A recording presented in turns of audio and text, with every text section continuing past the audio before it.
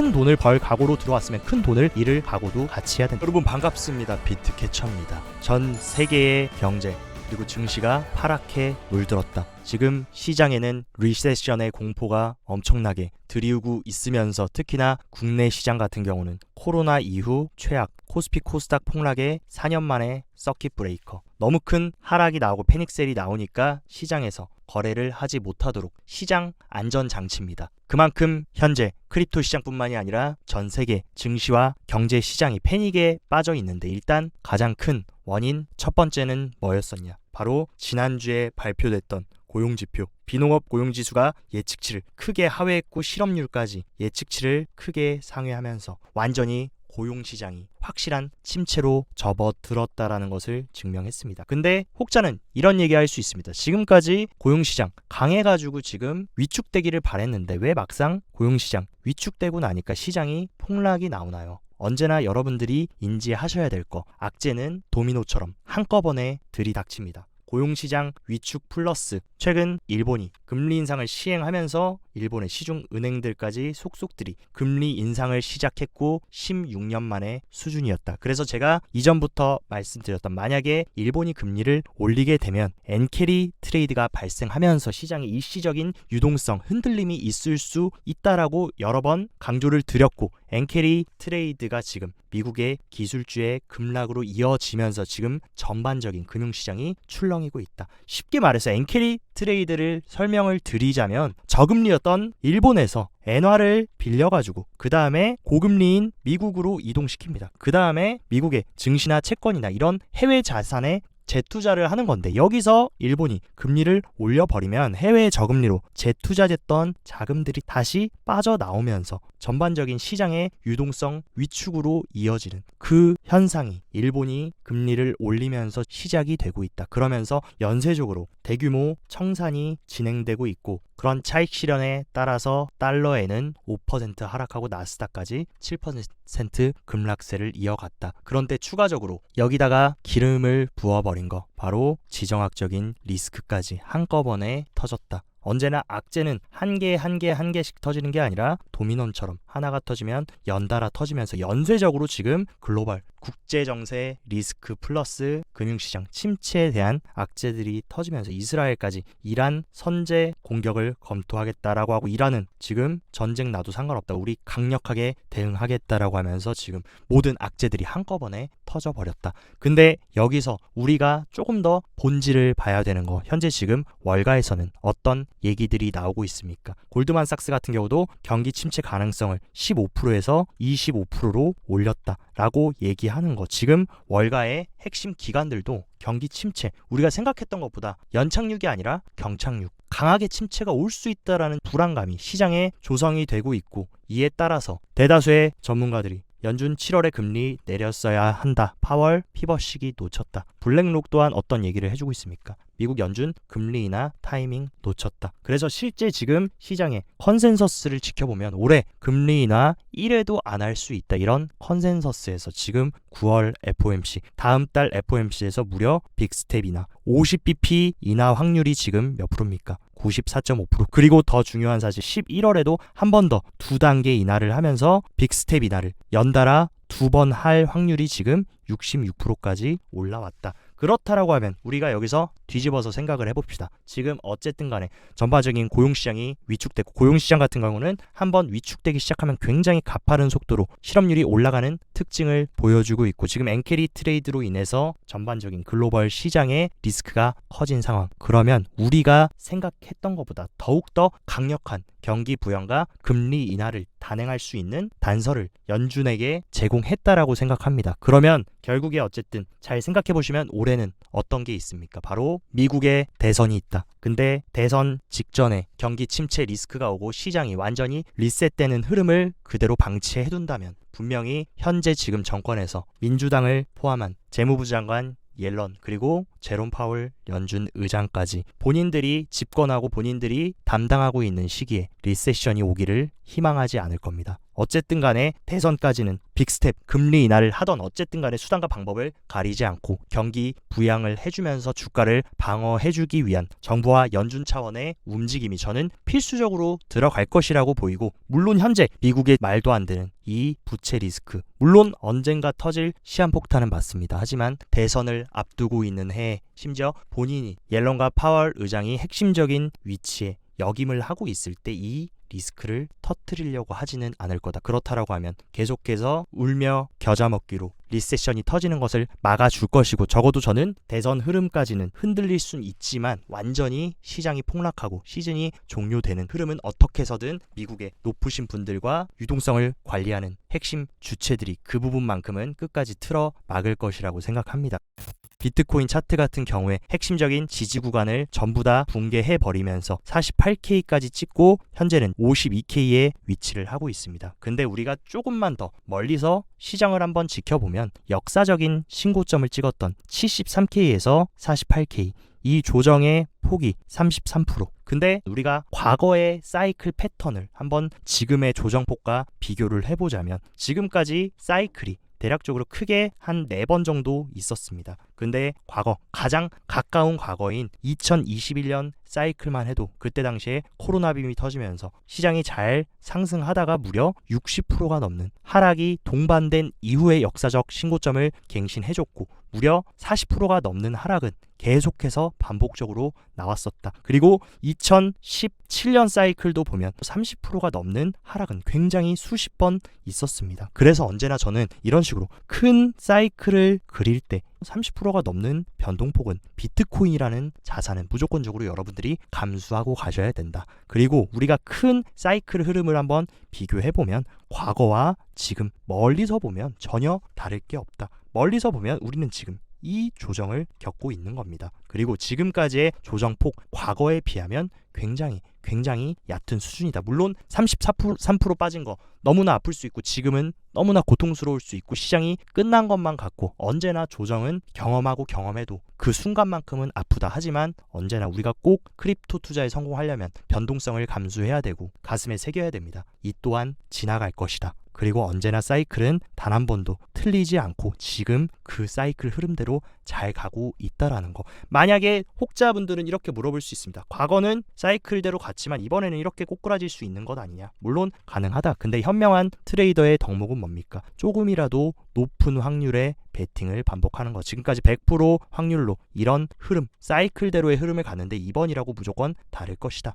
그것은 여러분들이 낮은 확률의 베팅을 하시는 건데 저는 조금 더 높은 확률의 베팅을 할 것이고, 이 시장, 이 엄청난 변동성이 컸던 시장을 저는 몸소 체험하고 버티고 끝까지 살아남아서 이번 사이클까지 임하고 있는 만큼 지금 조정, 결국에는 인내가 필요하고 조금 더 멀리서 시장을 바라봐야 될 필요가 있다라고 말씀을 드리고 싶습니다. 어쨌든 지금 글로벌 경기 침체 우려로 인해서 비트코인 현물 ETF 같은 경우도 계속 유입세가 잘 들어오다가 굉장히 큰 유출세가 이어졌고, 한 가지 재밌는 사실은 블랙록 같은 경우는 계속해서 유입세가 들어오고 있다. 왜 블랙록 같은 경우는 계속 유입세가 들어올까? 이 부분도 우리가 조금 물음표를 던져봐야 되는 시점이라고 생각을 하고, 만약에 여러분들이 비트코인 시장 너무나 무섭고 걱정돼가지고 해칭을 하고 싶다라고 하시면 여러분들이 지금은 어느 정도 채권에 조금 비중을 실어서 리스크를 해칭하는 것도 좋은 방법이라고 생각합니다. 왜냐하면 빅스텝, 금리 인하가 될 가능성이 현재 굉장히 큰 상황이고, 만약에 금리를 인하한다라고 하면은 채권 가격은 당연히 강력하게 상승하게 되어 있다. 그리고 지금 대표적인 장기채 3배 레버리지 상품인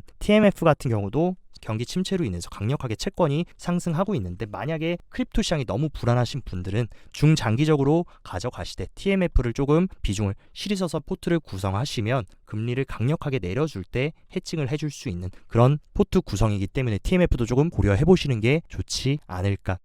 크립토 시장에 또 나서줘야 되는 건 누굽니까? 전반적인 경기 침체 플러스 크립토 시장에 좋은 얘기를 해줘서 지금 공포에 떨고 있는 유권자들의 마음을 돌려줄 사람은 제가 봤을 때 트럼프와 해리스밖에 없다. 트럼프와 해리스가 내달에 펜실베니아에서 대선 토론을 진행한다라고 얘기를 합니다. 아직 정확한 일정에 대해서는 불분명하지만 이들이 나와서 대선까지는 시장을 좀 들어 올려주고 투심을 살려주는 어떤 그런 발언을 해줄 수밖에 없는 정치적인 상황이라고 생각하고, 그리고 암호화폐 핵심 플레이어들이 고문들이 다음 주에 백악관 고문들과 회동을 진행한다라고 합니다. 지금 여당인 민주당 백악관 고문들과 회동하는 이유 뭐겠습니까? 결국에 민주당도 크립토 시장에 친화적인 움직임으로 터닝을 하면서, 안 그래도 민주당 해리스가 지지율을 치고 올라가고 있는데 여기에 크립토 시장에 좋은 얘기를 해준다라고 하면 충분히 지금 패닉셀로 이어지고 있는 시장 약간 진화를 해줄 수 있는 그런 상황이 오지 않을까. 그리고 미국의 비트코인 비축 법안에 대해서 미국의 상원 은행위원회에 회부를 진행했다. 그러면서 결국에 이 법안이 정식으로 승인된다라고 하면 비트코인도 정식 전략적 비축 자산으로 자리 잡게 되고 미국의 국가적인 강력한 수요로 이루어질 수 있는, 그리고 실제 미국의 상원 의원들에게 비트코인 전략적 비축금 법안에 대한 지지 서한을 2,200통이나 발송했다. 그리고 해당 법안은 민주당의 1,333통, 공화당의 850통, 무소속에는 41통이 전달됐는데 이런 흐름은 공화당, 민주당, 야당, 여당 할 것 없이 초당적으로 이런 비트코인 비축 법안에 대한 호의적인 모습을 보여주고 있다라는 것을 방증하고 있다. 그리고 비트코인 시장과 전 세계 경제가 흔들리는 와중에 초대형 금융기관인 모건 스탠리는 중개인의 비트코인 현물 ETF 추천을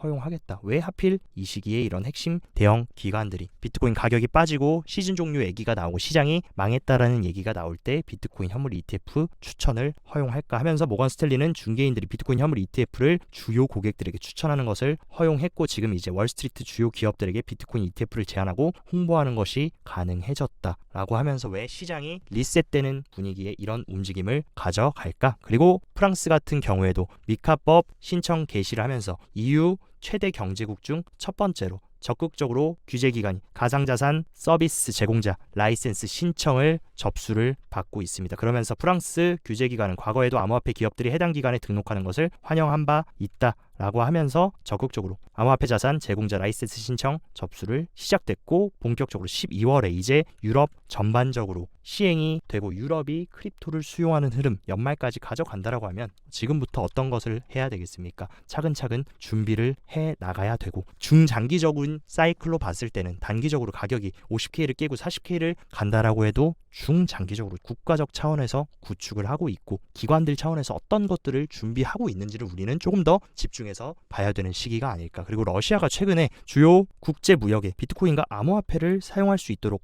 허용하는 법안을 통과했는데 이어서 또 어떤 법안까지 통과를 했었냐. 비트코인 채굴을 원래 기존에 러시아는 금지를 시켰습니다. 근데 11월 1일부터 러시아에서 비트코인 채굴이 합법화된다. 미국이 만약 여기서 크립토 시장을 완전히 죽이고 시장을 폭락시켜 버린다라고 하면 이 채굴 패권 누가 가져가겠습니까? 중국과 러시아까지 이 미국에 대항하는 세력들이 채굴 패권을 가져가게 되고 아마 미국은 그것을 그냥 단순히 눈뜨고 지켜보지는 않을 거다. 왜냐하면 얘네들이 독점 체계로 비트코인을 독점해버리면은 분명히 크립토 시장이라는 엄청난 혁신의 땅, 기회의 산업에서 모든 주권을 뺏겨버릴 수 있기 때문에 미국이 절대로 크립토 시장이 폭락하고 시즌이 종료되는 것을 지켜보지는 않을 것이라고 생각합니다.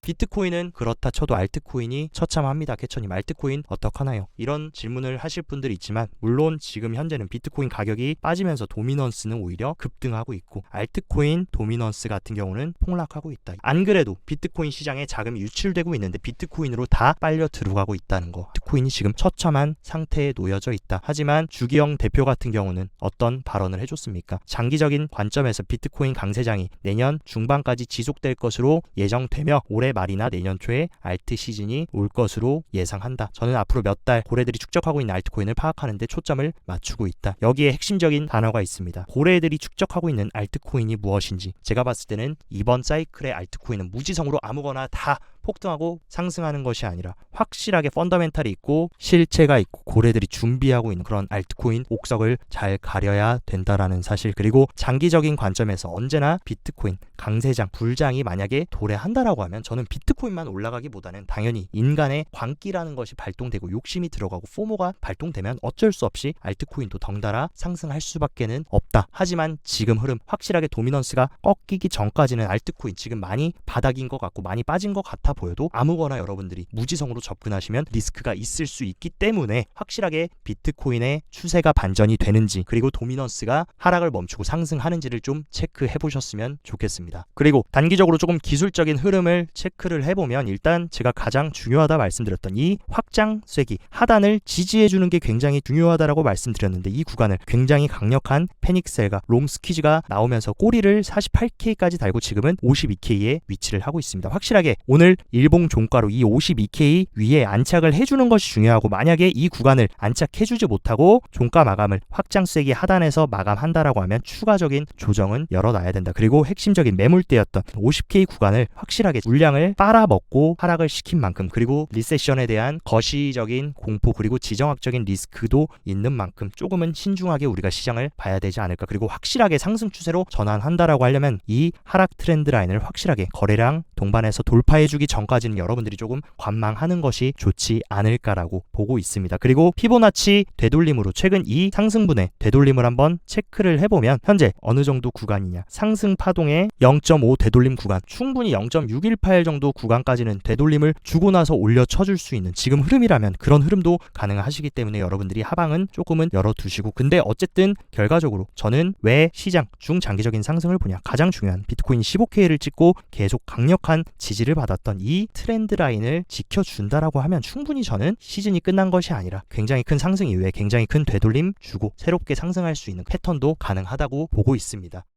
여러가지 온체인 데이터들도 체크를 해보면 MVIV 30 이동평균을 보면 FTX 사태 터졌을 때와 비슷한 수치의 MVIV를 찍어주고 있다. 그만큼 시장이 이때 용기를 내서 매수하신 분들 얼마나 큰 수익을 보셨습니까? 지금도 그 정도의 패닉의 장이고 공포탐욕 지수를 보면 7월달 초에 엄청나게 대폭락을 하면서 시즌 종료 얘기가 나올 때 수치만큼 공포탐욕 지수가 올라갔다. 어떻게 보면 위기지만 또 3개월 6개월이 지나서 연말이 되고 나면 그때 FTX 사태만큼 좋은 패닉 구간이었다라는 것을 느끼게 되실 거다. 그리고 단기 홀더들의 평균 구매 가격이 이 빨간색 점선 중등도 위험을 터치했던 것이 총 5번째라고 합니다. 근데 그때가 언제나 돌이켜보면 좋은 딥 구간이었다라는 거. 물론 추가적인 하락을 통해서 가장 큰 위험 구간까지 터치할 수는 있지만 보통 상승장에서 이 위험 구간을 이탈하는 경우들은 없다. 그렇기 때문에 장기적으로 보면 지금은 딥 구간이라는 거 계속 증명하고 있습니다. 그리고 대형 홀더들의 축적은 2014년 이후로 가장 큰 축적이 이번 조정에서 이루어졌다라는 거. 언제나 반복되는 얘기지만 조정 나올 때 누군가는 그 물량을 결국에 받아내고 누군가는 시장에서 팔고 시장에서 강제로 퇴학을 당한다. 언제나 반복되는 사실 여러분들이 인지하셔야 되고 그리고 비트코인 한번 사면 팔지 않는 영구 홀더들이 특히 이번에 비트코인보다도 이더리움의 조정폭이 굉장히 컸는데 이 구간에서 엄청난 말도 안 되는 수치의 이더리움을 매집했다. 과거 폭락장이 오고 FTX 사태가 터진 이후에 시장이 반등할 때 나왔던 이더리움 영구 홀더들의 대량 매집보다 훨씬 큰 물량을 이번 조정에서 매집했다라는 거. 여기서 시즌이 종료될 것 같아서 영구 홀더들이 매집했을까 아니면 좋은 공포의 구간이라서 매집을 했을까 아마 시간이 지나면 증명을 할 것이라고 생각합니다. 그리고 굉장히 제 마음을 울렸던 마일스 크립토 분석가가 굉장히 중요한 발언을 해줬습니다. 게임에서 이기려면 게임에 계속 머물러야 됩니다. 왜냐하면 게임을 하다 보면 이길 때도 있고 질 때도 있고 대패를 할 때도 있고 대승을 할 때도 있다. 하지만 언제나 승리할 수는 없습니다. 그래서 크립토 투자가 어려운 이유. 많은 분들 크립토 투자로 돈 벌면 운이 좋았다. 저 사람은 럭키다 라고 하지만 대부분의 크립토 투자로 성공하는 트레이더들은 최종 목적지 도달하기 위해서 막대한 변동성을 감수했습니다. 내가 큰 돈을 벌 각오로 들어왔으면 큰 돈을 잃을 각오도 같이 해야 된다. 왜냐하면 리턴과 리스크는 공존한다. 그래서 우리는 항상 제가 반복적으로 말씀드리는 거 살아남기만 하면 돈은 부산물로 따라올 것입니다. 그리고 우리들의 이 조막손에 있는 비트코인을 누군가는 계속해서 삼키고 계속해서 몸집을 키워나가고 있다라는 사실 항상 여러분들이 명심하시고 지금 같은 힘든 시기에는 너무 단기적인 관점으로 보면 버틸 수가 없고 멘탈이 깨져버리니까 조금 더 심호흡하시고 긴 호흡으로 조금 더 시장을 멀리서 큰 그림을 보시려는 노력을 하신다면 마지막 소수를 선발하는 과정에서 살아남을 수 있을 것이라고 생각합니다. 오늘 영상도 시청 진심으로 감사드리고 영상 도움되셨다 하시면 좋아요 구독 눌러주시고 더 자세한 투자 전략 궁금하다 하시면 영상 하단 고정 댓글에 제가 운영하는 텔레그램 정보방 활짝 열어놨으니까 이쪽 입장하셔서 정보 잘 체크하시고 성공적인 투자 계속 이어가시길 바랍니다. 오늘도 시청 진심으로 감사드리고 여기까지 비트캐쳐였습니다.